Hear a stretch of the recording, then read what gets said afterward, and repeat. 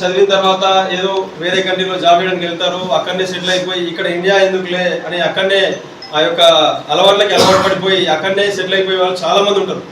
ఈవెందో కొంతమంది రిటైర్ అయినా కానీ ఏంటంటే ఆలోచనలు ఉంటాయి, ఏదో చేద్దాం సొంత ఊరికి కన్నతల్లికి చేద్దామని చాలామందికి ఆలోచనలు ఉంటాయి, కానీ ఆచరణలో ఎవరు పెట్టరు. ఆచరణలో పెట్టినటువంటి వ్యక్తి సుంకిరెడ్డి రాజేంద్ర రెడ్డి గారు. అందుకోసమని ఆయనకి ఇంకా ఇటువంటి ముందు ఇలాంటి కార్యక్రమాలు ఇంకా చేయాలని చెప్పేసి కోరుతా ఉన్నాను. మోరోవర్ లాస్ట్ ఇయర్ ఇప్పుడు చెప్పారు 70 మెంబర్స్ ఇట్లనే కోచింగ్ అటెండ్ అయిన తర్వాత 50 మెంబర్స్ లాస్ట్ వరకు కంటిన్యూ అయ్యారు. దాంట్లో 22 మెంబర్స్కి జాబ్ వచ్చిందంటే అది నాట్ ఏ సింపుల్ థింగ్ అది.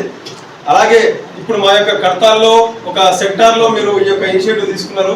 యాక్చువల్గా నేను ఇంతకుముందు పోలీస్ స్టేషన్లో ఉన్నప్పుడు ఇదే మీకు ఆలోచించినప్పుడు పక్కన కర్తాల్ రెసిడెంట్స్ కొందరు ఉన్నారు. లాస్ట్ టైం యాక్చువల్గా మొదటి డిస్కషన్ జరిగినాయి, సార్ ఇక్కడ గ్రోమూర్ దగ్గర కొన్ని షెడ్యూల్ తీసుకొని పెడతా ఉన్నారు క్లాసెస్, బట్ ఇక్కడ అక్కడికి వెళ్ళిపోయారు, మమ్మల్ని మాకు ఆ ఛాన్స్ మిస్ అయిపోయిందని చెప్పేసి వాళ్ళు అన్నారు. అంటే ఒక ఇనిషియేటివ్ ఒక వ్యక్తి గురించి అంత డిస్కషన్ నడుస్తుంది అంటే మీరు ఇదే కార్యక్రమాన్ని కూడా ఇంకా మన కడతాల్ వేరే ప్లేస్లలో కూడా ఇంకా తీసుకొచ్చి ఇంకా అందరికి కూడా ఆదర్శంగా నిలుచుకొని ఇట్లాంటి కార్యక్రమాలు ఇంకా చేయాలని చెప్పి కోరుతా ఉన్నాను. At the same time SI గారు చెప్పినట్టు ఇప్పుడు నేను అప్లికేషన్ చూసిన ఆల్మోస్ట్ 20+ ఇంటర్మీడియట్ వాళ్ళు ఉన్నాయి, కొన్ని 10th క్లాస్ కూడా ఉన్నాయి, ఒక 7-8 మంది డిగ్రీ కంప్లీట్ చేసిన వాళ్ళు ఉన్నాయి, తర్వాత MBA క్యాండిడేట్స్ వాళ్ళు ఉన్నారు. అయితే ఈ ప్రజెంట్ జనరేషన్లో కాంపిటీషన్ అనేది చాలా విపరీతంగా ఉంది. మోరోవర్ ఇప్పుడు మనకి ఏంటంటే మనం ఈ విలేజ్ బ్యాక్గ్రౌండ్ కాబట్టి చాలామంది ఇంతకుముందు ఎస్ఐ గారు చెప్పినట్టు ఇంటర్మీడియట్ తర్వాత డిగ్రీ తర్వాత ఎడ్యుకేషన్ ఆపేస్తూ ఉన్నాం.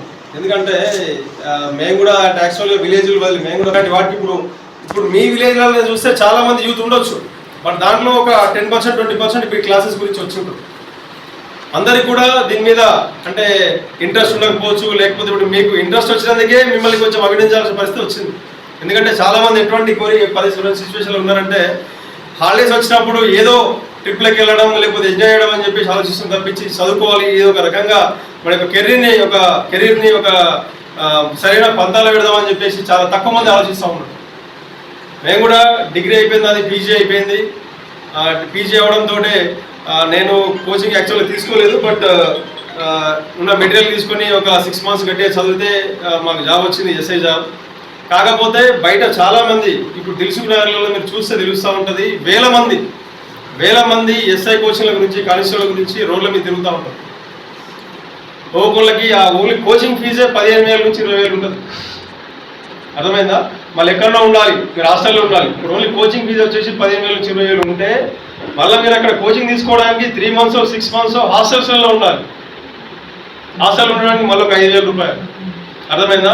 మళ్ళీ మీ పేరెంట్స్ ఇక్కడ ఉంటారు, మీరు అక్కడ సిటీలో పోయిన తర్వాత మీరు మీరు చదువుతుండ్రా లేకపోతే ఇంకేమన్నా వేరే వాళ్ళకి తిరుగుతూ ఉన్నారని చెప్పేసి అర్థం కాని పరిస్థితి ఉంటా ఉంటుంది.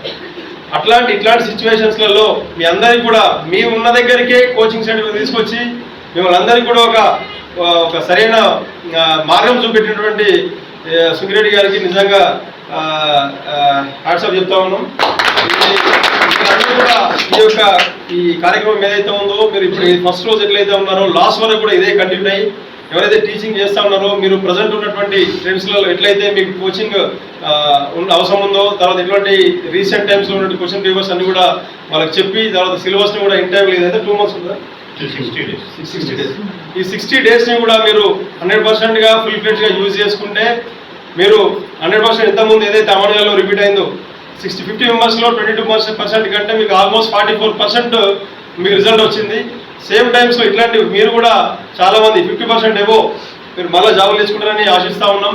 మీరందరూ కూడా మంచి కష్టపడి ఇంతకుముందు ఎస్ఐ గారు చెప్పినట్టు మీరు ఇక్కడికి వచ్చినప్పుడు ఒకటి చదివేటప్పుడు ఎట్లా ఉండాలంటే మనము ఎటువంటి దాన్ని ఏమంటారు మనం కంఫర్ట్స్ కోసం వెళ్ళకుండా ఎవరైతే కష్టపడతాడో స్లేవ్లా ఎవరైతే కష్టపడతాడో వారికి విజయం 100% వరిస్తుంది.